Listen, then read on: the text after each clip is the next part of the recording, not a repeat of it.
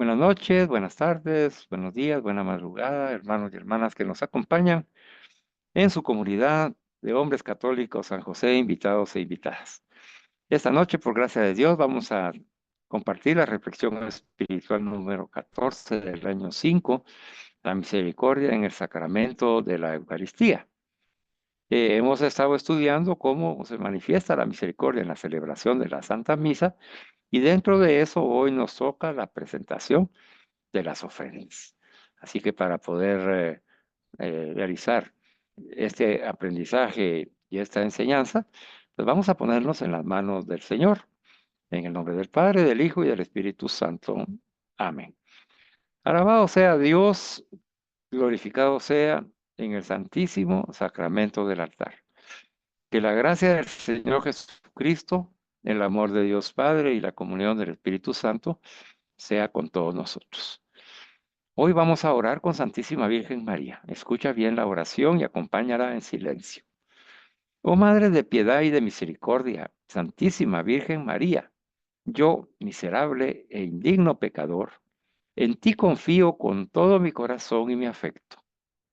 Acudo a tu piedad para que, así como estuviste junto a tu dulcísimo Hijo clavado en la cruz, también te dignes estar con clemencia junto a mi miserable pecador y junto a todos los sacerdotes que aquí y en toda la Santa Iglesia van a celebrar hoy, para que ayudados con tu gracia ofrezcamos una hostia digna y aceptable en la presencia de la suma y única Trinidad. Amado Espíritu Santo, ilumina y guía a nuestros hermanos que hoy nos predicarán la palabra de Dios.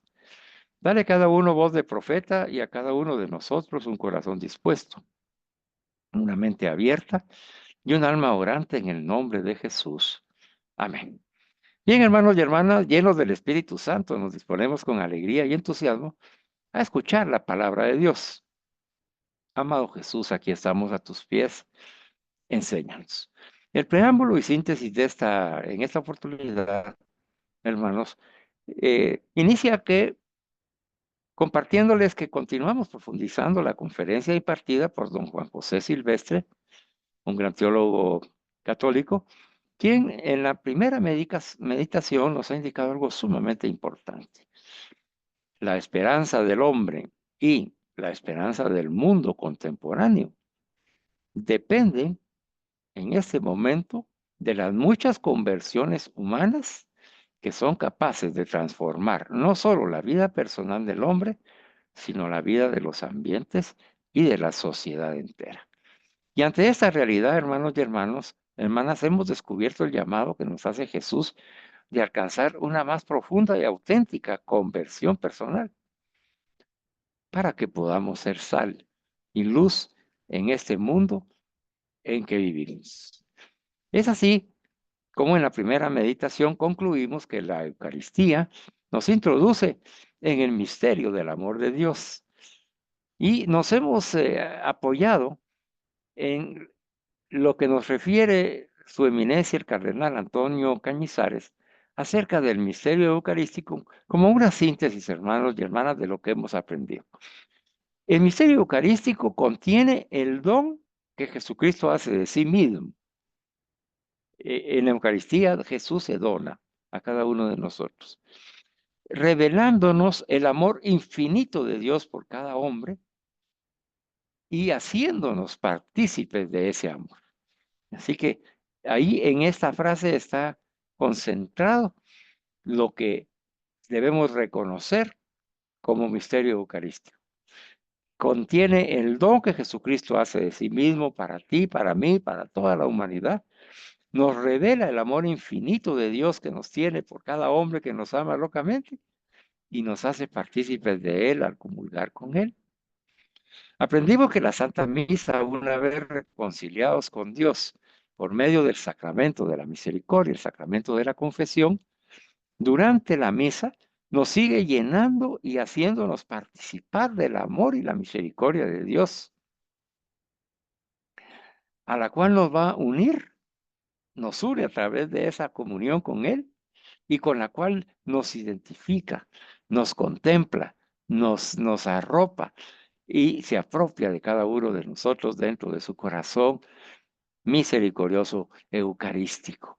Así que la misa, posteriormente, después del sacramento de la confesión, que también es un sacramento de la misericordia, continúa llenándonos, dice, y haciéndonos participar del amor de Dios. Participar en una santa misa, entonces, hermanos, es vivir en la presencia del amor de Dios durante toda la liturgia, desde que comenzamos hasta que terminamos.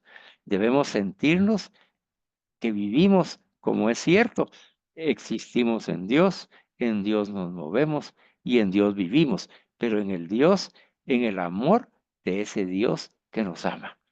Para llegar a la Santa Misa es entrar en el corazón misericordioso eucarístico de la Santísima Trinidad.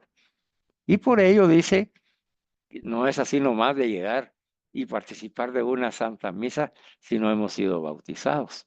Necesitamos del baño del bautismo que nos hace puros, santos, inocentes y nos da la gracia santificante para ser parte de la familia de Dios. Ya bautizados, nosotros debemos frecuentar el sacramento de la misericordia, de la confesión, porque necesita el Señor lavarnos los pies, como nos lo hizo ver en las enseñanzas anteriores. Cada confesión es Jesús quien me lava los pies para que pueda participar posteriormente, ya en la Santa Misa, del amor pleno de la Eucaristía. Entonces ese proceso, bautismo, confesión, para llegar a la Eucaristía, ¿verdad? Ahora nos lo hace comprender. ¿Verdad? Por eso es de que en el punto anterior dijimos que cuando en la Santa, estamos ya en la Santa Misa, estamos ya y debemos estar reconciliados con Dios por medio del sacramento de la misericordia antes de llegar a la Santa Misa. Bautismo, confesión y entramos entonces a participar en la Santa Misa, en donde ya se nos ha dicho que ahí está, entramos al amor de Dios, que es ese amor pleno que nos da la Eucaristía.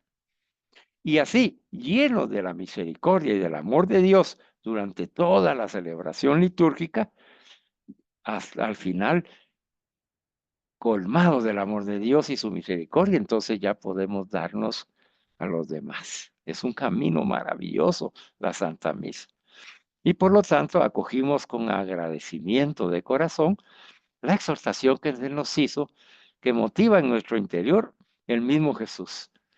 Vamos a confesarnos, amados hermanos y hermanas. No sé si tú ya lo hiciste, yo, gracias a Dios, ya lo hice. Logré, logré ir a confesarme.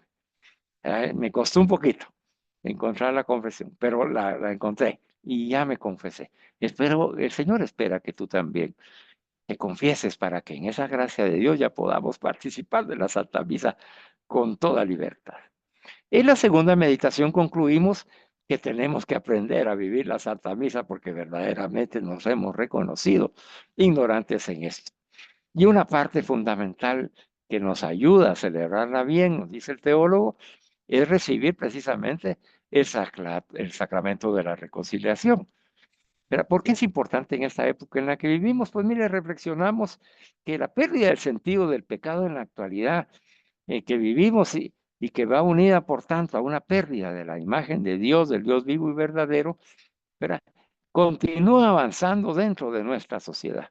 Nos dimos cuenta de que para estas personas en su ideología, en su doctrina equivocada y desviada de la doctrina católica, ellos piensan que si Dios no tiene nada que ver con nosotros, pues también prescriben la idea de que existe un pecado. Así que ellos concluyen que un acto humano no puede ofender a Dios. Es inimaginable para muchos. Dios no está en esa, si existe Dios, no está en ese punto de estar viendo a ver si yo peco o no. Eso es lo que ellos piensan. Y si no existe Dios, pues no hay pecado. Por lo tanto, ya no hay necesidad de confesar ningún pecado, porque yo soy el mismo Dios.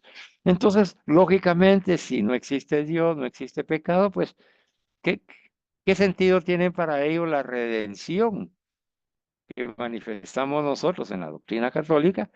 ¿Verdad? Porque apenas se les ocurre buscar la causa de los males del mundo y de la propia existencia, no existe ese mal, no existe para ellos. Por lo tanto, no lo relacionan con el pecado. Y como no hay pecado, no hay redención. Ahora, concluimos de que, más sin embargo, tú y yo sabemos perfectamente por la revelación de Dios que el pecado existe, tanto el pecado original como nuestros propios pecados personales. Y el Papa Francisco nos lo recordó citando al profeta Joel: volved a mí con todo el corazón. Si hay necesidad de volver es porque nos hemos alejado. Es el misterio del pecado. Nos hemos alejado de Dios, nos hemos alejado de los demás y nos hemos alejado de nosotros mismos. Y así viven estos nuestros hermanos en la actualidad. Hoy lo hemos mencionado porque son muchos hermanos, muchas personas las que están viviendo en las ideologías, en ese tipo de vida sin Dios, en ese tipo de vida sin conciencia de pecado. Entonces, es necesario que nosotros los católicos sepamos exactamente que existe el pecado, que tenemos el pecado original y nuestro propio pecado personal, y que el Señor nos dice: vuelvan a mí con todo el corazón, porque se han alejado de mí por el pecado, se han alejado de las demás personas, ya ustedes están encerrados en sí mismos, se creen un Dios en sí mismo, vuelvan a mí para volver con sus hermanos. Y vuelvan a mí para encontrarse a sí mismos, porque ustedes se han perdido. Creen ustedes que son Dios, el Señor de su vida, de Jesús, y están equivocados. Finalizamos esa enseñanza con unas iluminadoras palabras de Benedicto XVI, que nos habló sobre el sentido de la cruz. Y el sentido de la cruz, dice en términos radicales, es: porque existe el pecado, existe la cruz. Más aún, verá, el pecado es la causa de la cruz. Y es lo que causa profundamente todo mal. Bueno, a este respecto podemos afirmar que toda la celebración de la Eucaristía es un gran signo de la misericordia, de la bondad, de la benevolencia, del amor, de la clemencia, de la redención y de la salvación actualizadas y significadas en todas sus palabras y sus signos. Claro que sí. Es vivir el amor de Dios. Es un signo la Eucaristía, toda la celebración de que yo voy acogiendo la misericordia, bondad y benevolencia de mi Dios Padre mientras voy caminando en la liturgia. Con esas palabras y con esos signos, me voy apropiando de su amor y de su clemencia. En el momento de la consagración me uno a Jesucristo para participar de la redención y salimos ya comulgando con el Señor, con la libertad, porque hemos sido salvados y se ha actualizado nuestra salvación. Bueno, ese es el resumen ya de la segunda enseñanza. Recibamos con gozo y alegría en el corazón ahora a nuestro hermano Gunther Dubón, quien nos recordará lo aprendido en la tercera meditación. Bienvenido y adelante, hermano Gunther. Muchas gracias, Carlitos. Efectivamente, pues a mí me corresponde, digamos, recordar la tercera meditación que habíamos tenido, ¿verdad? Y aquellos momentos en donde aprendimos sobre el rito penitencial, en donde, pues, decíamos Miserere Nostri Domine, Miserere Nostri, dentro de la Santa Misa, ¿verdad? Pues en ese camino hacia el Señor se indicaba o se iniciaba acompañando la procesión de entrada. Recordemos que se nos había enseñado que, pues, por algunas, por algunos ahí sí que serían vivencias o algunos testimonios de padres que la misa inicia desde, desde la procesión de entrada, desde el canto de entrada, y pues nosotros nos sentíamos ante la presencia de nuestro Señor después del saludo inicial, ¿verdad? Entonces recordábamos también que íbamos hacia un lugar santo y mencionábamos el Salmo 24 que nos recordaba quién puede subir al monte del Señor, quién puede estar en ese lugar santo, y también nos recordó que en el mismo salmo nos respondía que era el hombre de manos inocentes y de puro corazón. Ya lo mencionó Carlitos, teníamos que estar o tenemos que estar preparados para llegar a esa Santa Misa con el corazón puro, con las manos inocentes, eh, renovados en Jesucristo, vueltos a nacer, y por eso él decía, como en un bautismo, ¿verdad? También nos recordamos que en este acto de la liturgia, eh, se iba pidiendo a lo largo de la celebración que el mismo Dios nos fuera transformando y aceptara que participáramos en ese acto de misericordia. O sea, porque cada vez que nos acercamos al Señor en la liturgia era como si escuchásemos de nuevo el mandato que el Señor dirige a Moisés. Recordábamos que Moisés, el mandato en el Éxodo 3, versículo 5, nos recordaba la enseñanza que nos podíamos acercar, es decir, nos podíamos acercar a la misa, a la Santa Misa, como lo hacía también, o como se le exigía a Moisés, y decía, no te acerques aquí, quítate las sandalias de los pies porque el lugar que pisas es tierra sagrada. Por ello, entonces, teníamos que llegar como con las manos inocentes y con el puro corazón. Tenemos que llegar a todas a las celebraciones eucarísticas de esa manera. Y nos explicaban que el acto de quitarnos las sandalias eran hechas, porque en aquel entonces eran hechas de piel de animal muerto. Y como lo comentó en algún momento San Agustín, simbolizaba la disposición que uno tiene interior, eh, que se exige a todos los que acceden a la presencia de Dios para adorarlo. Es decir, estamos ante nuestro Señor Jesucristo, estamos ante Dios, y por ello tenemos que tener esa exigencia de estar ante la presencia de Dios de una manera muy respetuosa. Y de hecho, creo que en algún momento lo vamos a manifestar, también San Agustín nos explicaba el por qué uno, digamos así, en el acto penitencial que irá a continuación, digamos, somatarse el pecho para poder entrar en uno y hacer esa conciencia de saber dónde está, que es la presencia de Dios para adorarlo. También entendíamos que el espíritu de conversión continua era una de las condiciones personales para hacer que los fieles participaran de manera activa, y que el mismo celebrante también era parte de ese acto, ¿verdad? No se puede esperar una participación activa en la liturgia eucarística cuando se asiste superficialmente sin antes examinar la propia vida, hacer ese examen de conciencia. La estructura de ese acto penitencial reproduce exactamente la estructura de las principales liturgias penitenciales que el pueblo de Dios vive antes del encuentro con su Señor, y que constaban de 4 elementos, ya los habíamos dicho, que eran invitatorio, silencio, confesión y bendición.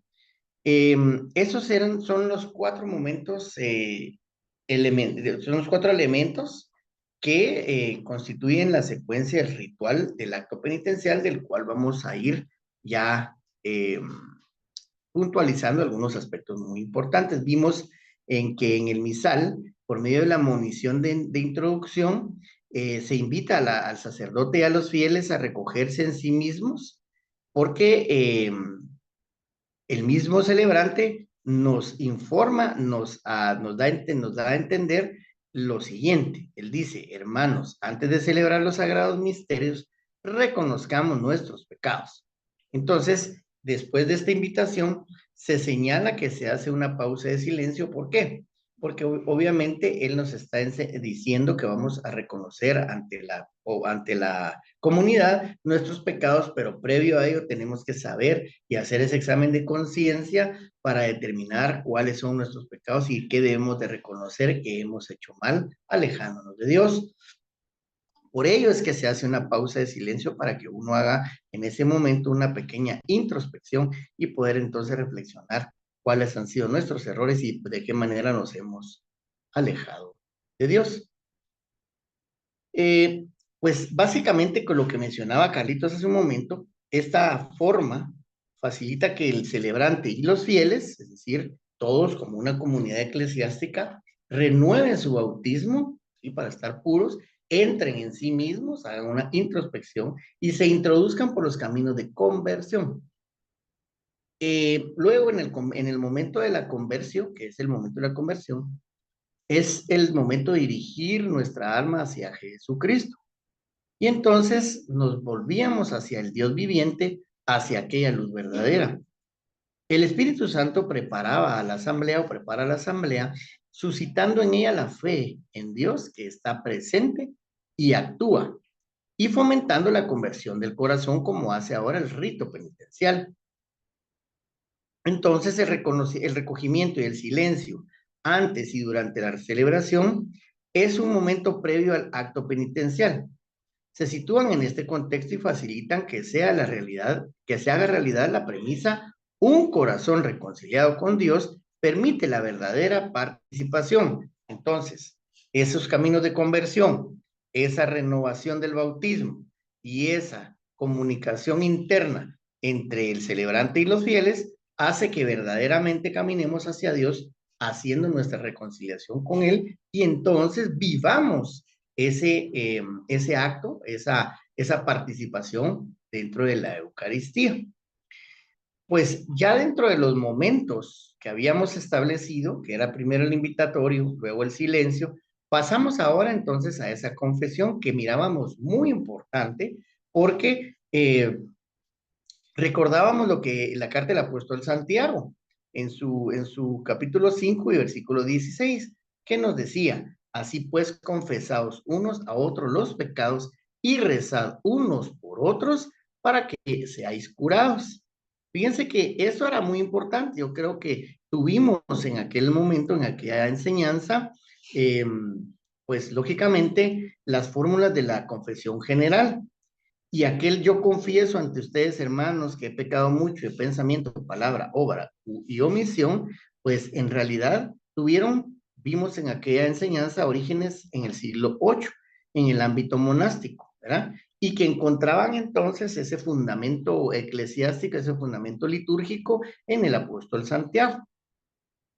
Pero algo muy importante que mirábamos era que realmente este acto penitencial busca facilitar que reconozcamos aquello que nos separa de Dios, como lo vimos hace un momento, y que descubramos ese camino que hemos de recorrer para llegar a conformar el sentimiento de Cristo. Es decir, que nos señala aquellos medios que hacían posible estar con Dios y a la vez fuerza para salir de nosotros mismos y poder entonces rezar para o con y por los demás. Esto era muy importante, lo compartíamos porque es increíble de qué manera se da a través de este acto penitencial la misma ayuda mutua, ¿verdad? Que nos exige la Iglesia Católica, en cuanto a que yo puedo orar por personas diferentes a mi ámbito común, y pues orar por un hermano que tal vez no conozco, pero que es parte de nuestra comunidad, y lo estamos haciendo en ese momento. Lo estamos haciendo en ese momento porque pues de nosotros sale esa oración y estamos orando también por los hermanos.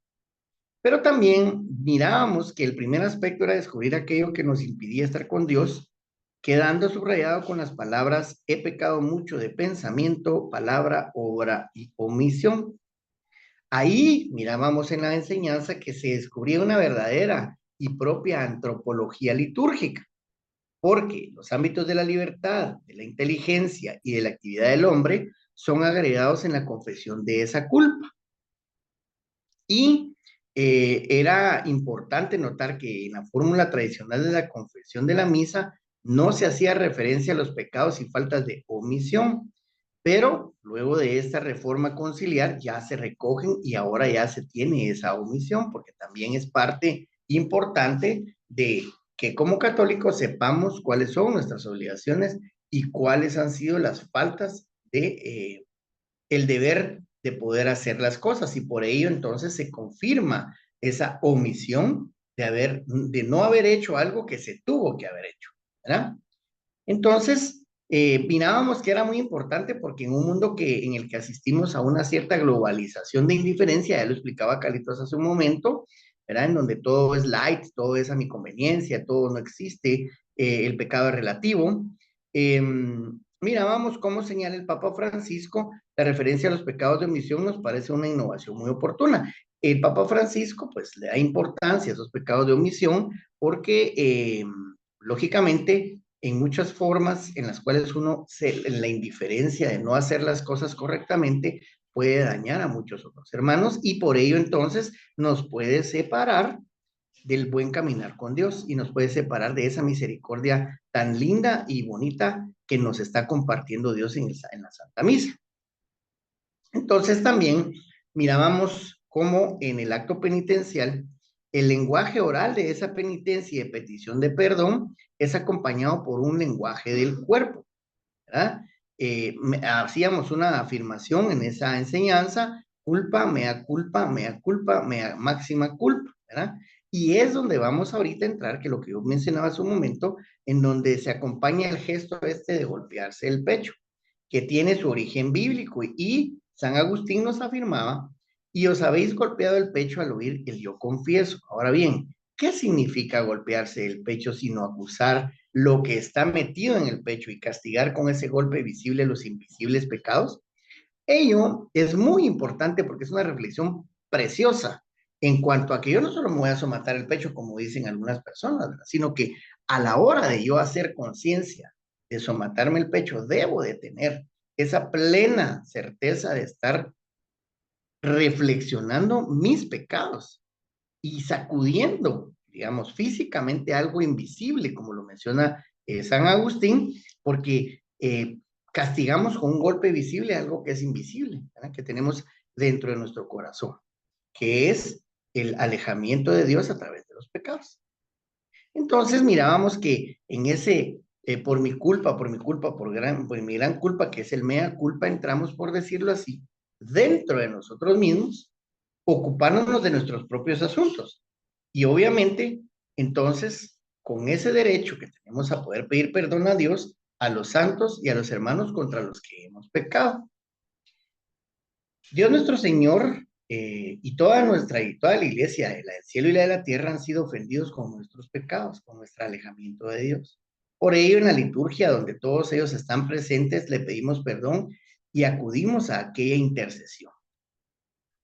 Este modo de proceder es de desde un origen apostólico y muestra una característica propia de esa comunidad cristiana en la cual, pues, ofendimos a nuestros hermanos con nuestros pecados, pero también la misericordia divina del Señor hace que ellos mismos intercedan por nosotros pidiéndole perdón a Dios.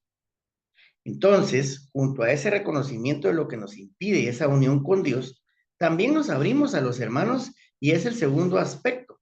Yo confieso ante Dios Todopoderoso y ante ustedes, hermanos. Es decir, no estamos solos. Por la comunión de los santos, que hablamos muy lindamente en una de las sesiones, siempre nos sentimos ayudados y sostenidos unos de otros. Por eso entonces ruego a Santa María, siempre Virgen, a los ángeles, a los santos y a vosotros, hermanos, que intercedan por mí ante Dios nuestro Señor. Es el acto mediante el cual la iglesia peregrinante de la tierra confiesa los pecados a Dios, recurriendo a la intercesión de la iglesia triunfante a la que se siente unida, ¿eh? Entonces, es muy importante por ello entonces verificar ese ruego a Santa María siempre Virgen, a todos los ángeles y a los santos, ¿eh?, y a nosotros, hermanos, que estamos en esa comunidad, en esa presencia ante Dios nuestro Señor, e invocamos esa comunión de los santos. Pues entonces, en los inicios de la celebración litúrgica, pues se permite materializar que nuestras existencias están en una profunda comunión entre sí, entrelazadas unas con otras a través de múltiples interacciones, que son estas precisamente. Estás pidiendo por los demás, estás pidiendo por tu persona, estás confesando los pecados ante la comunidad, estás confesando los pecados para estar en comunión con Dios, para poder no alejarte de Él, y por ello entonces nos daba esa reflexión, que nadie vive solo, ninguno tampoco peca solo, y tampoco ninguno se salva solo. Entonces, mi vida entra continuamente en la vida de los otros. En lo que yo pienso, digo, me ocupo o hago, yo también recibo la vida de los demás, porque también hay cosas buenas y cosas malas. Y por ello, entonces, mi intercesión en modo alguno es algo ajeno al otro, algo externo, ni siquiera después de la muerte. Esto puntualiza todo lo que es la intercesión y toda esa confesión ante los demás, ese tercer momento, ¿verdad? Que habíamos referido anteriormente. Y por ende, entonces ya, luego del silencio, de la reflexión, luego de la confesión hacia los demás, viene el cuarto momento que es la bendición. En esa absolución, ya concluido el acto penitencial o esa confesión general de la que hablábamos hace un momento, y entonces nos recuerda el Antiguo Testamento como sucediera antes en las grandes liturgias, el celebrante pronuncia una absolución, porque él manifiesta en ese momento: Dios Todopoderoso, tenga misericordia de nosotros, perdone nuestros pecados y nos lleve a la vida eterna. Y uno contesta amén, por decir, así sea, así se haga esa absolución. Así Dios Todopoderoso tendrá misericordia para perdonar esos pecados que hemos confesado anteriormente con toda la comunidad, y que la comunidad acepta nuestros errores, escucha y ora por nosotros, y allí ya viene, luego de invocar a los santos, a los ángeles y a todos los hermanos que intercedan por nosotros, para que entonces el sacerdote pronuncie esa absolución. Dios Todopoderoso, tenga misericordia de nosotros, perdone nuestros pecados y nos lleve a la vida eterna. Esta fórmula que dice el sacerdote después de la confesión general está precisamente en un manuscrito del Archivo de Santa María Mayor del siglo XIII, y también la hallamos similarmente en el Pontifical Romano Germánico del siglo X. Entre las oraciones que en los órdenes de la penitencia pública o privada o en las cosas ordinarias acompañaban la confesión del penitente. Entonces ya se va conformando un ritual, ya se va confirmando unos pasos a dar dentro de ese ritual de la penitencia, en donde ya se nos está absolviendo. En esas palabras de súplica a Dios dirigidas por el sacerdote, en las que pide de forma general el perdón de los pecados, manifiestan su función también, que hace el sacerdote de mediador, que le corresponde en cuanto representa sacramentalmente a Cristo, que siempre intercede por nosotros ante el Padre nuestro Señor. Ahora, volviendo a esa oración como un verbo subjuntivo, nos mencionaba la enseñanza, expresa un deseo o promesa, de modo que la fórmula se presenta como una súplica dirigida a Dios y como declaración de acción realizada. En ese contexto, el misal recuerda expresamente que esta absolución carece de la eficacia propia del sacramento de la penitencia. Un último detalle de esta fórmula de absolución es el uso de la primera persona en plural: nosotros, nuestros pecados, es decir, que nos lleve, que manifiesta que el sacerdote que se ha unido a la asamblea en la confesión general, entonces también él se siente necesitado del valor propiciatorio de la Eucaristía, y con ello busca disponerse a la participación ya llena de frutos de la Santa Misa a través de un adecuado espíritu de penitencia. El sacerdote, recordamos que intercede ante el Padre, pero también es un miembro del pueblo de Dios. Cualquier fiel que participa de la celebración, de la celebración, así como el celebrante, es decir, el sacerdote, se reconoce pecador, necesitado de disponerse fructuosamente a la celebración, confesando ser pecador e invocando la purificación que proviene solamente de Dios. Y mirábamos excelentemente lo que decía San Agustín: yo, hermanos, por haberlo Dios querido así, ciertamente soy sacerdote suyo, pero también soy pecador, y con vosotros me golpeo el pecho y con vosotros pido perdón. Entonces, toda la iglesia es a la vez santa y siempre necesitada de purificación, y busca sin cesar la conversión y esa renovación. Entonces, podríamos resumir eh, esta parte, digamos, de la celebración eucarística en tres cosas muy importantes. Primero, que el sujeto de la confesión es el yo, es decir, yo no confieso los pecados de los demás, yo confieso mis pecados. Segundo aspecto muy importante, yo confieso mis pecados en comunión con los demás, ante ellos y ante Dios. Ya vimos el primero. que es el yo confieso mis pecados, en segundo, que los confieso ante la comunidad y ante Dios, y el tercero, finalmente, que pide perdón a Dios, pues solo Él puede otorgarme el perdón. Yo pido perdón a Dios delante de los demás en comunión, pero solo Dios me puede otorgar ese perdón. Entonces ruego a los hermanos y a las hermanas que recen por mí, es decir, busco el perdón de Dios también, la reconciliación con los hermanos y hermanos que de todas maneras de alguna forma pudiéramos haber ofendido. ¿Verdad? Entonces, el rito penitencial se cierra con las invocaciones Señor, ten piedad, Cristo, ten piedad, Señor, ten piedad, que constituyen un cántico con el que los fieles aclaman al Señor y piden su misericordia. Entonces, podríamos concluir en este resumen recordando con José María, el yo confieso nos pone delante de nuestra indignidad, o sea, nos expone, ¿verdad? No el recuerdo abstracto de la culpa, sino la presencia tan concreta de nuestros pecados y de nuestras faltas. Por ello no es que hay que autocastigarse, sino hay que ponerle esas faltas a nuestro Señor Jesucristo para que en su infinita misericordia sea quien las cure y quien las disuelva, ¿verdad? Para que no tenemos que recordar abstractamente la culpa, sino que también tenemos que saber que nuestros pecados y nuestras faltas están siendo expuestos para que sean renovados y limpiados por nuestro Señor Jesucristo. Por ello, entonces, San José María decía que repetíamos, Kyrie eleison, Christi eleison, que significa, Señor, ten piedad de nosotros, Cristo, ten piedad de nosotros. Si el perdón que necesitamos estuviera en relación con nuestros méritos, en este momento brotaría en el alma una tristeza amarga, es decir, que no se siente uno digno de recibir ese perdón por esa bendita misericordia de nuestro Señor. Pero por la bondad que Dios tiene, la bondad divina, el perdón nos viene de la misericordia de Dios, al que ya ensalzamos, porque hemos dicho, gloria, porque solo tú eres santo, solo tú Señor, solo tú Altísimo Jesucristo con el Espíritu Santo, en la gloria de Dios Padre. Eso lo hacemos en el acto, en el rito. ¿Ah? Estamos diciéndole que solo Él es santo, que solo Él es nuestro Señor, que solo Él es el Altísimo Jesucristo con el Espíritu Santo en esa gloria que Dios Padre nos da. Entonces, en esto podemos resumir básicamente, hermanos y hermanas, eh, los aspectos importantes del rito penitencial, ¿verdad?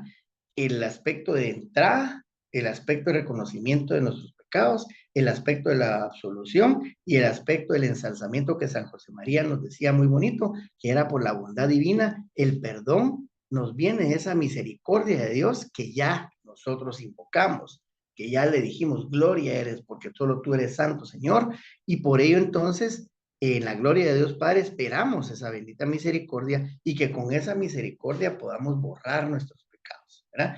Pero no con la conciencia plena, como decía un padre en algún momento me decía, mira, es que los pecados son de los humanos, muy bien, pero tú tienes que, no vas a venir a confesar el mismo pecado todo el tiempo, porque entonces no estás haciendo el esfuerzo de no poder volver a caer en esa tentación.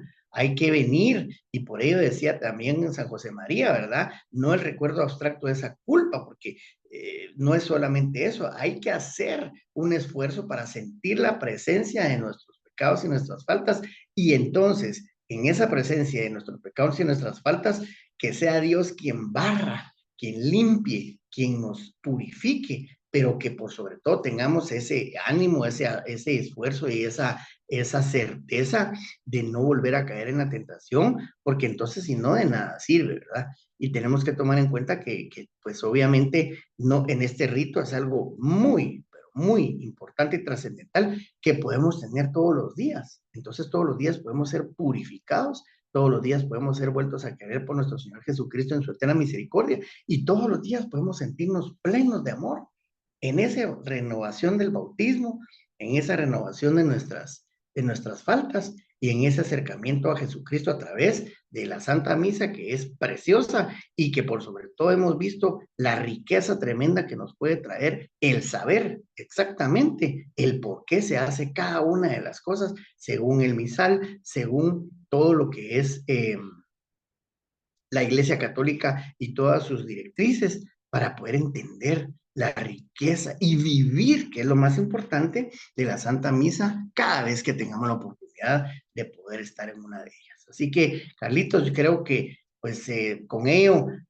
voy pues ya, ya concluyendo un poco mi participación, esperando pues haber sido bastante claro en cuanto al resumen de lo que ya hemos venido viendo y los 4 momentos importantes de ese rito penitencial que es tan lindo y tan humano, ¿verdad? Tan lleno de calor, tan lleno de amor. Es importante sabernos queridos también y no solo rechazados por el pecado, sino que es importante que tú y yo, cuando manifestemos y cuando estemos en oración por los demás, le pidamos a Dios que ese hermano se sienta querido como tú te estás sintiendo al momento de interceder en esa comunidad tan linda que es la participación de la Sagrada Misa, ¿verdad? De la Santa Misa.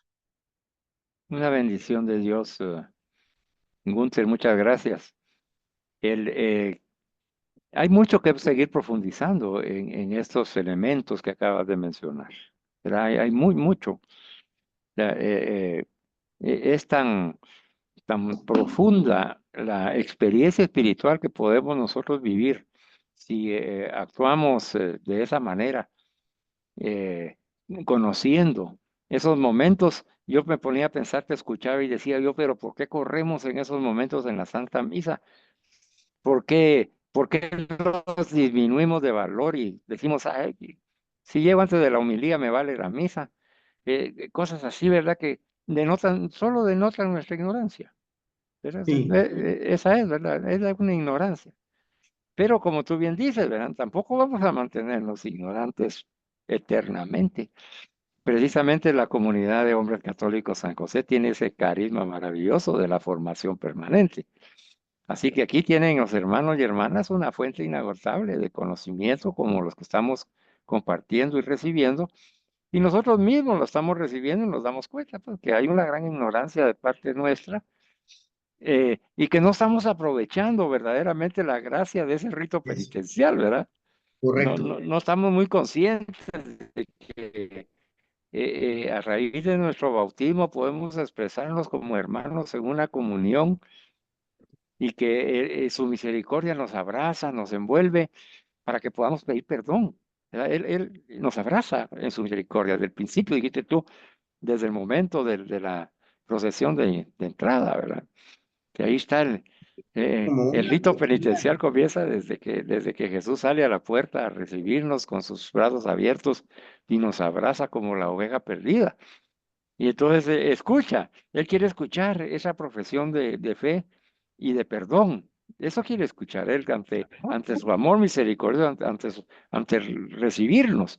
Y por eso es que la iglesia, eh, con la sabiduría que le da el Espíritu Santo, nos hace recorrer ese momento maravilloso a través de la liturgia en el rito penitencial. Así que Dios te bendiga. Gunther, hoy lo has expresado de una manera práctica y sencilla para poderla comprender. Quédate porque la puesta en común va a ser muy interesante al finalizar los hermanos que continúan.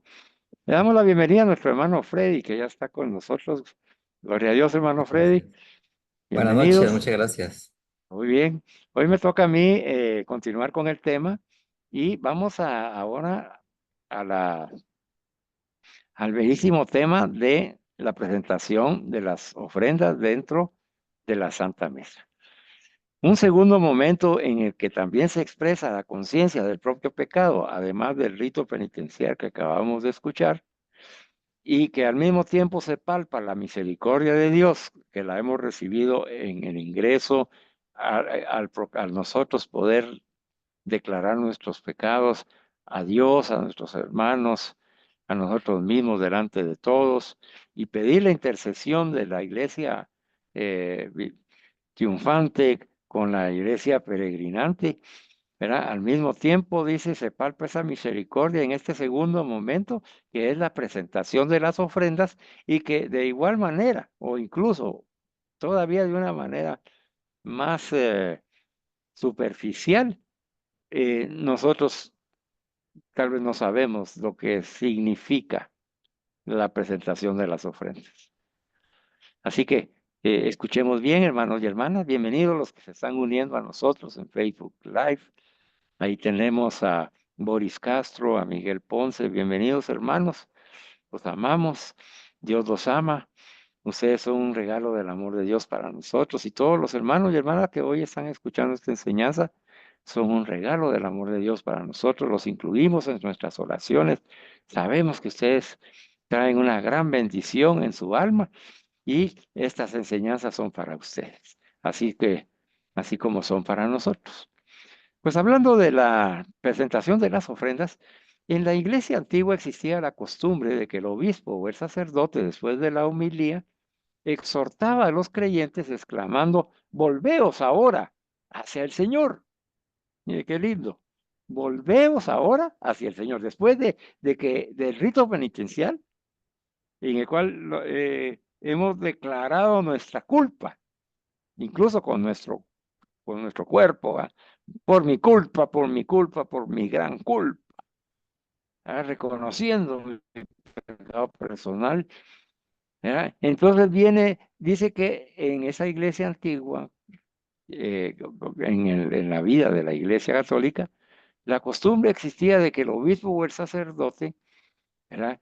Después de ese rito penitencial, y después de su homilía, nos exhorta a volvernos hacia el Señor.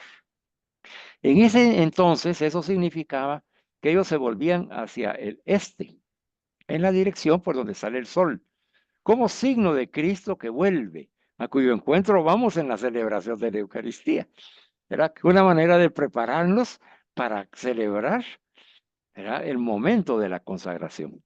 Donde por alguna razón eso no era posible, pues dirigían su mirada a la imagen de Cristo o a la cruz para orientarse hacia el Señor, porque en definitiva se trataba de este hecho interior, ¿verdad? De la conversión, de dirigir nuestra alma hacia Jesucristo y de ese modo hacia el Dios viviente, hacia la luz verdadera.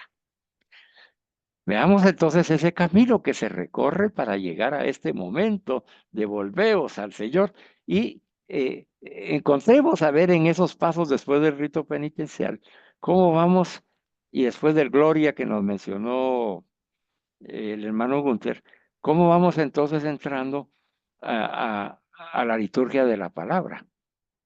Porque una vez acabada la liturgia de la palabra, vamos a entrar directamente a la liturgia eucarística. Son las dos partes de la liturgia. Pero como sabemos bien, hermanos y hermanas, ambas, la liturgia de la palabra y la liturgia de la Eucaristía, están estrechamente unidas entre sí y forman un único acto de culto.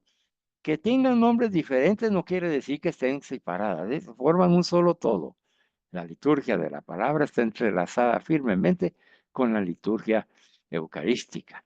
Es por eso, dice, que la presentación de las ofrendas es el primer gesto que el sacerdote realiza en la liturgia eucarística representando a Cristo Señor. No es solo como el intervalo entre esta liturgia eucarística y la de la palabra, sino que constituye un punto de unión entre estas dos partes interrelacionadas para formar, sin confundirse, un único rito. Entonces, la presentación de las ofrendas es lo que une y enlaza la liturgia de la palabra con la liturgia eucarística. Ahí tiene esa importancia, es un puente. De hecho, dice, la palabra de Dios que la iglesia lee y proclama en la liturgia nos conduce a la Eucaristía. Eso lo hemos estudiado cuando hemos estudiado en Canta la Mesa el asombro eucarístico. Cómo la palabra de Dios nos prepara el corazón y nos presenta a aquel a quien vamos a acompañar en el sacrificio eucarístico. La palabra de Dios que la iglesia lee y proclama en la liturgia nos conduce, ¿verdad?, a encontrarnos con aquel que hace vida la Eucaristía en ese momento en el que se hace presente sobre el altar, ¿verdad? Entonces, es un camino recorrido como el de los caminos de Emaús, en donde ellos iban escuchando, sentían arder su corazón cuando Jesús les explicaba las escrituras, que es la liturgia de la palabra, ¿verdad? Y se sentaron a la mesa. Y el Señor bendijo las ofrendas, y cuando bendijo las ofrendas y celebró Eucaristía, lo descubrieron los discípulos de Maús, como nosotros. Entonces, esa es la importancia que tiene la presentación de las ofrendas. Veamos un poquito cómo la liturgia de la palabra es un verdadero discurso que espera y exige una respuesta, claro, porque toca nuestro corazón con la fuerza, que es palabra de Dios llena del Espíritu Santo. Posee la palabra expresada en la liturgia de la palabra un carácter de proclamación, porque proclamamos el Evangelio y la palabra de Dios, y también de diálogo, porque a través de la palabra, como hemos aprendido, pues Dios nos habla como pueblo. Y nosotros como pueblo tenemos que responder y apropiarnos de esa palabra divina a través del silencio. Por eso los silencios dentro de la Santa Misa son importantes. A través del canto. El canto también es importante porque nos ayuda a tocar esas notas sensibles de nuestra alma para que nuestro corazón sea tierno.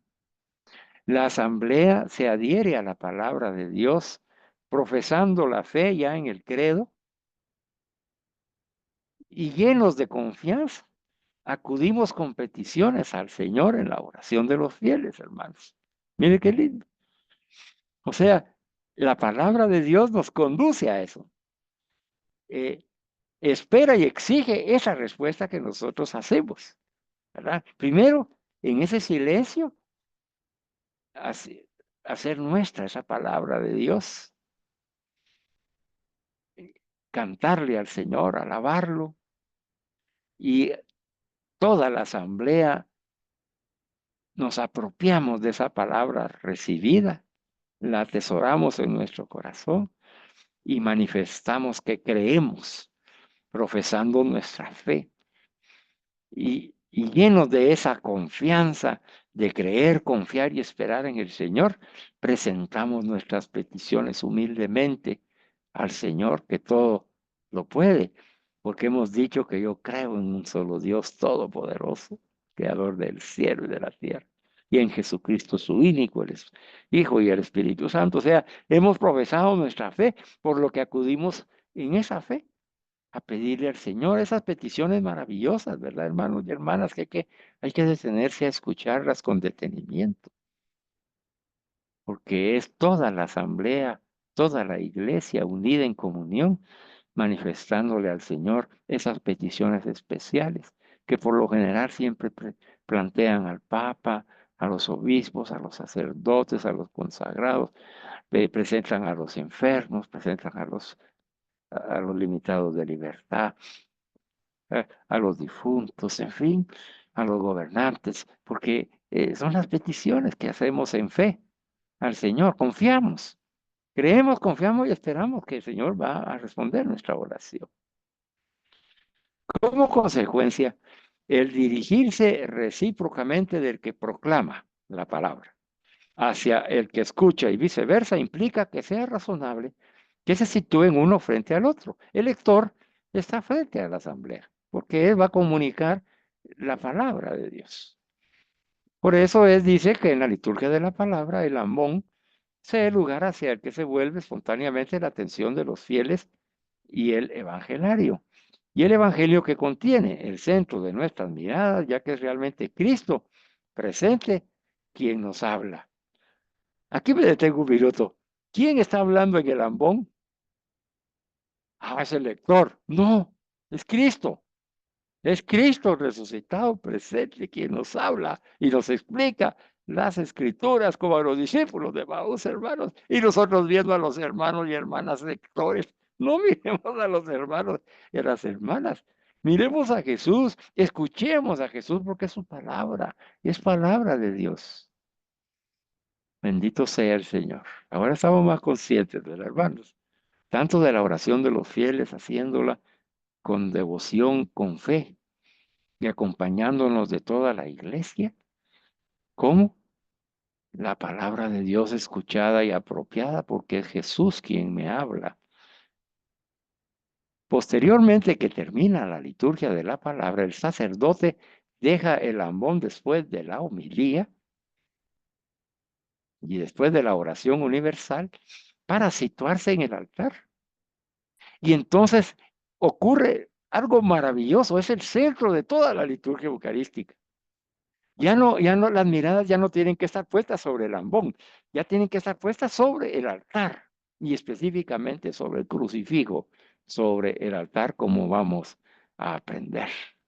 Nos preparamos de un modo más inmediato para la oración común que sacerdote y pueblo dirigen al Padre por Cristo en el Espíritu Santo y expresamos el Padre nuestro.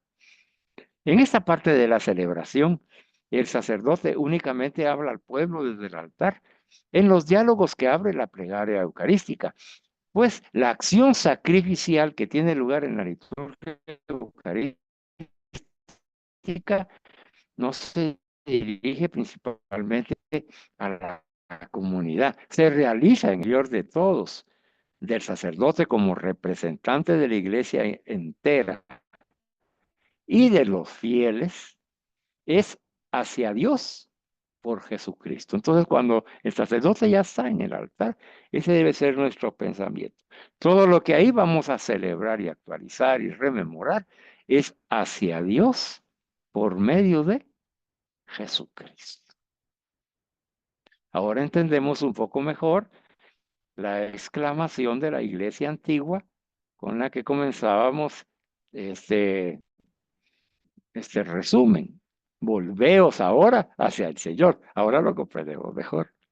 Cuando el sacerdote llega al altar, volveos ahora hacia el Señor. En la liturgia eucarística, sacerdote y pueblo ciertamente no rezan el uno hacia el otro, sino hacia el único Señor. Es por eso, hermanos, que debemos concentrar nuestra mirada en el crucifijo, en Jesús crucificado. La liturgia eucarística, con su carga de presentación y oferta de creación y de sí mismos a Dios, empezando con esta llamada a mirar al Señor, nos recuerda que siempre debemos apartarnos de los caminos equivocados en los que tan a menudo nos movemos con nuestros pensamientos y obras. Siempre tenemos que dirigirnos a Él. Siempre hemos de ser convertidos, dirigir toda la vida a Dios. Mire, ese momento entonces donde el sacerdote está en el altar, cuando sabemos que escuchamos esa voz, volveos al Señor, nos debe de llevar a la meditación y a la contemplación de que en todo Él es el Señor y por lo tanto toda mi vida debe de confluir en Jesucristo, mi Señor. Siempre hemos de ser convertidos, dice, y dirigir toda nuestra vida a Dios. Le voy a poner un pequeño ejemplo. Aparece en Facebook un mensaje con 14 fotos de niñas y niños que han desaparecido en el último mes. Uno no puede creer eso.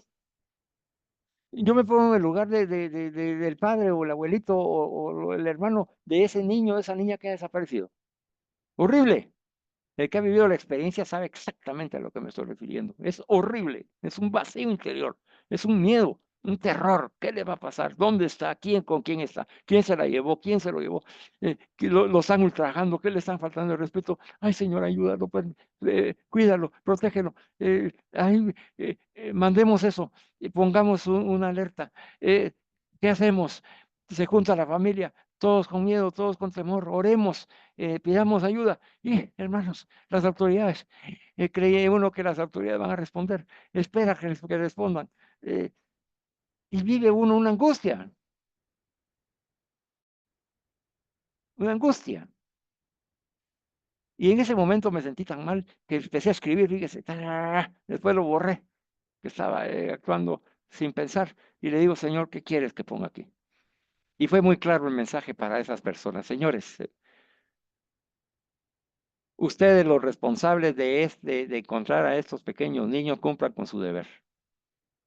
Han sido elegidos para eso. Ese es su trabajo, ese es su deber. Cumplan con su deber y que aparezcan estos niños inmediatamente. Exijo como ciudadano que eso se cumpla. Siempre hemos de ser convertidos y dirigir toda la vida a Dios, hermanos y hermanas. Pero ahí está la respuesta, esa respuesta de la que nos habló Gunther, esa respuesta de que no solamente es reconocer el pecado de la indolencia o de la omisión de los pecados, sino que ya salir de la omisión de los pecados y ser una parte actuante en donde uno pueda manifestarse como un verdadero hijo de Dios para defender a esos inocentes que no tiene quien los defenda. No solamente consiste en pobrecitos y voy a pasar eso y pongamos oremos, eso lo hacemos y es bueno, pero no es suficiente, porque hay que levantar la conciencia de esas personas responsables para que aparezcan nuestros niños. Y si nadie lo proclama en el nombre de Jesús, y si nadie les mueve la conciencia para hacerlo, van a creer que no importa si lo hacen o no lo hacen. Entonces, hermanos, en la Santa Misa eso también aprendemos, dice cuando el sacerdote se coloca ya en el altar. Volveos al Señor, quiere decir, vuélvete al Señor y que tu vida sea un continuo señorío de Cristo en tu vida, en todas tus acciones y en todas tus actividades. Este camino de conversión que necesita ser más intenso e inmediato en este momento, previo a la plegaria eucarística, debe ser orientado en primer lugar por la cruz, como les he mencionado. La posición de la cruz en el centro del altar es importantísimo e indica la centralidad del crucifijo en la celebración eucarística y la orientación exacta que toda la asamblea está llamada a tener durante la liturgia eucarística. En ese momento de la liturgia en el altar no nos miramos unos a otros, sino que se mira a aquel que ha nacido muerto y resucitado por nosotros, que es nuestro Señor y Salvador. Hasta aquí llega mi participación, la presentación de las ofrendas. Es algo maravilloso. Y vamos, le voy a dar la continuidad del tema a nuestro hermano Freddy Arias. Que el Espíritu Santo conmueva tu corazón y te dé las palabras para poder continuar en el mismo espíritu en la presentación de las ofrendas. Bienvenido y adelante, hermano Freddy. Puedes participar. Muchas gracias, hermano Carlos, y muchas gracias a todos los hermanos que nos están sintonizando. Efectivamente, me corresponde acompañarlos ahora a contemplar aún más de la presentación de las ofrendas dentro de la misa. Benedicto XVI resumía todo lo que venimos diciendo en el prefacio del volumen 11 de sus obras completas. Él decía, el resultado es claro. La idea de que sacerdote y pueblo deben mirarse recíprocamente durante la oración se formó solo en la época moderna y es totalmente extraña en el antiguo cristianismo. Sacerdote y pueblo no oran uno hacia el otro, sino hacia el único Señor. Por eso miran durante la oración en la misma dirección hacia el este, como símbolo cósmico del Señor que llega, o cuando esto no era posible, hacia la imagen de Cristo en el dóside, hacia una cruz o simplemente hacia arriba, como hizo el Señor durante la oración sacerdotal en la noche antes de su pasión. Entre tanto, se impone afortunadamente cada vez más la sugerencia que hice al final, dice diciendo, de referido capítulo en mi libro, no hacer nuevas construcciones, sino colocar simplemente en medio del altar la cruz, hacia la que miran sacerdote y fieles a la vez, dejando así conducir hacia el Señor, al que rezamos todos unidos. En un uso exagerado y mal interpretado de la celebración versus populum, recordaba el entonces cardenal Ratzinger, se ha quitado sistemáticamente las cruces del altar, de la parte del centro, pero no impedir que se vean el celebrante y el pueblo. En uno de los fenómenos verdaderamente absurdos de los últimos decenios, colocar la cruz a un lado para ver al sacerdote. En realidad, no solo conviene no confundir la participación en la celebración con el simple hecho de participar en ella con los ojos, sino que la cruz del altar no es un obstáculo para verse, sino el punto de referencia común. Me atrevería a lanzar la tesis de que la cruz en el altar no solo es un obstáculo, sino que es requisito de la celebración versus populum. De esta manera, quedaría clara la diferencia entre liturgia de la palabra y canon.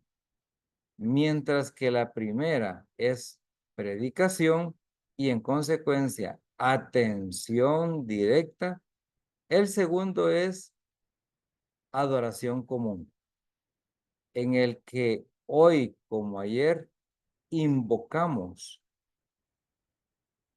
volvámonos hacia el Señor, convirtámonos al Señor. Junto a la centralidad de la cruz encontramos otros gestos y actitudes que en la presentación de los dones favorecen y estimulan los deseos de conversión y oblación de la propia persona al tiempo que pedimos experimentar la misericordia del Padre. Cuando se dice, acepta, Señor, nuestro corazón contrito.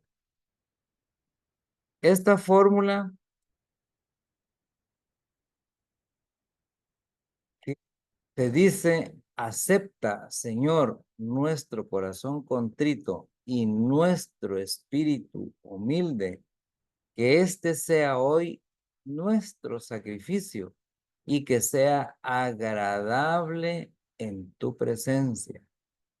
Señor, Dios nuestro, se inspira en la oración que pronunciaron los tres jóvenes en el horno encendido, como lo relata el profeta Daniel. Entra a formar parte de los libros litúrgicos de Francia en el siglo IX y aparece por primera vez en el Sacramentario Franco de Amiens en el sector ofertorial. En la liturgia romana lo encontramos en el ordo de la curia y de ahí pasa al misal de San Pío V y en la actualidad se recoge en el misal romano. Antes de empezar el texto de la gran plegaria eucarística, que debe ser recitado fielmente y en el que las intenciones personales son más difícilmente expresables. Encontramos esta oración que permite al celebrante poner de relieve sus sentimientos. Al mismo tiempo, por medio de la palabra bíblica que impregna toda esta oración, se expresa el sentido último de toda oblación exterior. el don del corazón acompañado por la disposición íntima del sacrificio personal. El sacerdote, ejercitando su papel ministerial, pide a Dios que acepte el sacrificio que está por ser ofrecido. La petición es presentada con espíritu de humildad y con ánimo contrito. Es significativo que este mismo texto, con alguna pequeña variación, sea utilizada en la liturgia de las horas como primera antífona de las vísperas del domingo de Cuaresma. Tiempo de la misericordia por antonomasia. Notamos que la articulación en plural parece indicar una vez más que el sacerdote celebrante la pronuncia en nombre suyo y del pueblo. No nos parece razón suficiente para calificarla de oración únicamente personal, el que se pronuncie en secreto por el sacerdote, pues las mismas oraciones de presentación de los dones pueden ser pronunciadas en voz alta o en secreto, y en ningún momento se consideran como personales. El silencio que se produce en este momento del rezo de la apología y la posición profundamente inclinado, que es del sacerdote, que manifiestan un claro ademán penitencial, facilitan a los que participan en la celebración que sean capaces de penetrar las cosas invisibles, y acentúan la idea de la necesidad de la penitencia y la humildad al encontrarnos ante Dios. Humildad y reverencia delante de los santos misterios son actitudes que revelan la sustancia misma de cualquier liturgia. Acabada la oración que el sacerdote reza en silencio, pueden ser incensadas las ofrendas, el altar y la cruz. Por último, también está prevista la incensación del sacerdote en razón de su ministerio sagrado y de los fieles congregados por su dignidad bautismal. Toda la asamblea se reconoce como iglesia, comunidad sacerdotal unida a Cristo, su cabeza, representada sacramentalmente por el sacerdote, y como tal se adentra en la acción divina por excelencia, plegaria eucarística.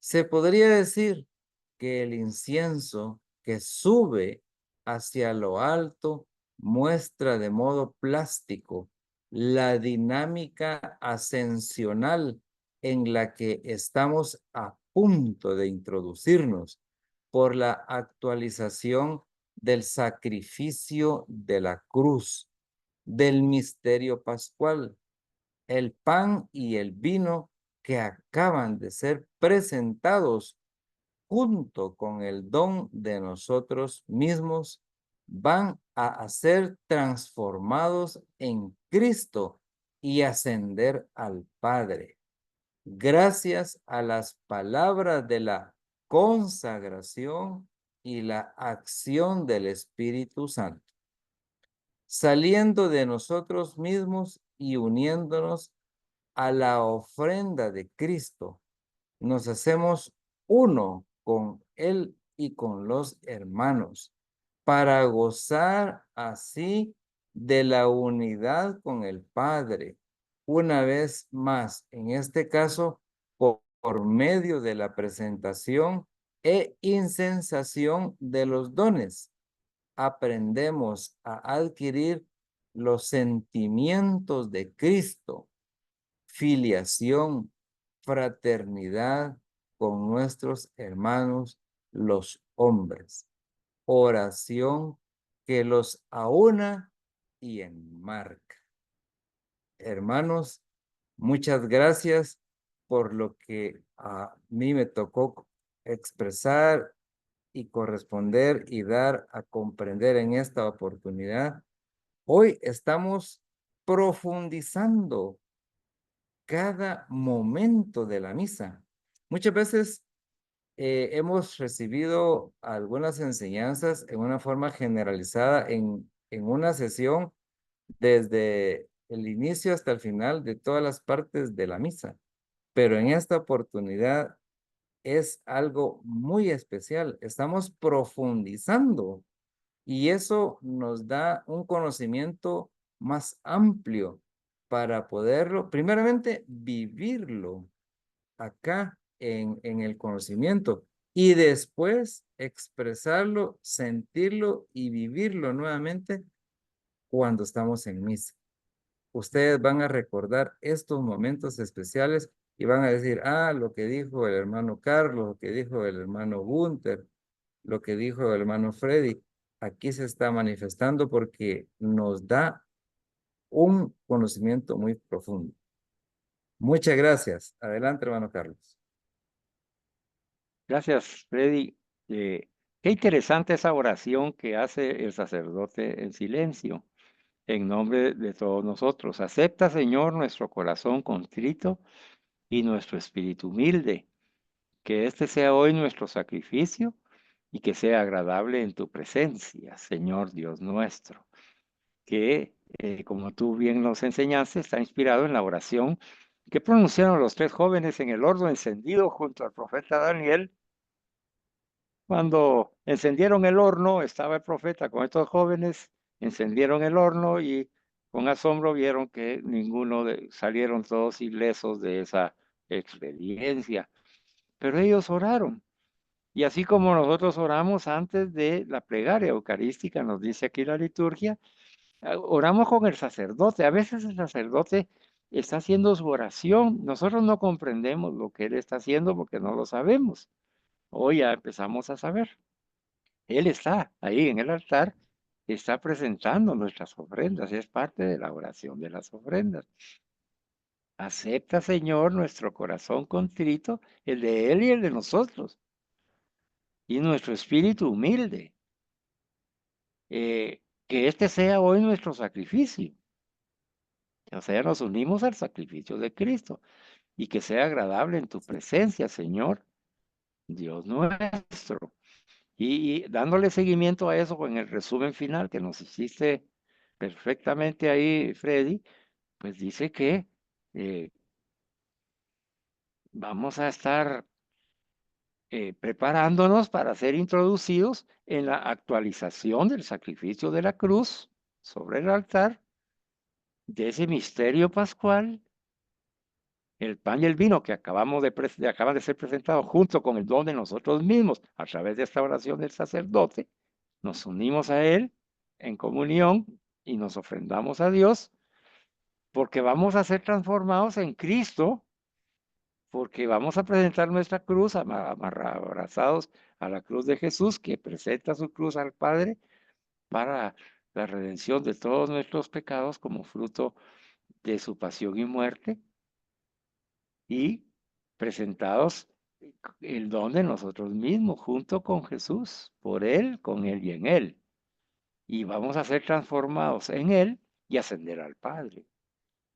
Gracias a las palabras de la consagración y a la acción del Espíritu Santo. Y te interrumpo Saliendo aquí de un nosotros ratito, mismos, dijiste, Freddy, y uniéndonos a la ofrenda de Cristo. Ahí se va todo egoísmo y egocentrismo, sí, porque nos unimos al Señor, porque para Él vivimos, nos hacemos uno con Él y con él, con los hermanos, para así gozar de la unidad con el Padre en la Santísima Trinidad. Por lo tanto, dijiste, por medio de la presentación e incensación de los dones, que el incienso es presentarnos con humildad y veneración ante el Señor, aprendemos, dice, a adquirir los sentimientos de Cristo. Y yo te aseguro, hermano, por lo menos en mi caso, hermanos y hermanas, yo, nada que ver, yo que iba a saber yo esto, de que cuando hay incienso y cuando estamos en la liturgia de ofrendas, está sucediendo todo eso, y yo debo darme cuenta de que como Jesús nos está viendo a todos viviendo esa experiencia de humildad y veneración, y para poder asumir nosotros sus sentimientos como el ser hijos todos de la familia de Dios, la fraternidad que debemos vivir entre hermanos y hermanas, todos los hombres, y en esa oración que nos une y nos enmarca en ese querer como Jesús, en esos sentimientos de Jesús. A mí me dejó eso quieto, Freddy, si tienes algo que comentar. Sí, yo quería hacer énfasis también esta parte que mencionabas.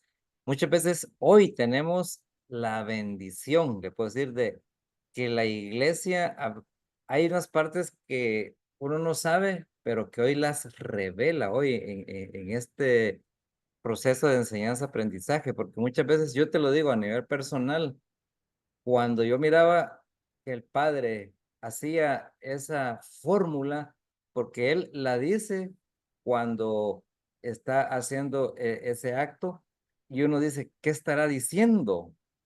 Porque yo no oigo, porque solo se oye el murmullo en el micrófono y uno no logra, inclusive por muy buena audición que uno pueda tener, jamás va a oír uno que diga, acepta, Señor, nuestro corazón contrito y nuestro espíritu humilde.